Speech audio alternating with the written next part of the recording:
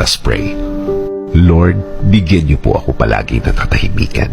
Katahimikan ng puso, isip at buong pagkatao. Sa pananahimik kong ito, hindi po ako malakas. Inaamin ko po sa inyo, Panginoon. Ako po ay naghihina at alam ko po na kayo ang dapat kong kapitan. Alam kong kayo ang dapat kong paniwalaan na ang lahat ay magiging okay, ang lahat ay magiging maayos, ang lahat ay magiging tahimik. Kakapit pa rin ako sa inyong magandang plano. Kakapit pa rin ako sa inyong magandang bukas na pangako. Alam kong ang lahat ng oras na may problema ay mabilis na lilipas, mabilis na mawawala.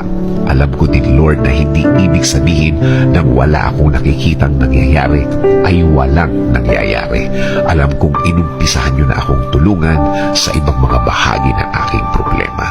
Alam kong magiging okay, Lord. Alam kong bubuti ang lahat. Alam kong makukuha ko ang plano niyo sa akin.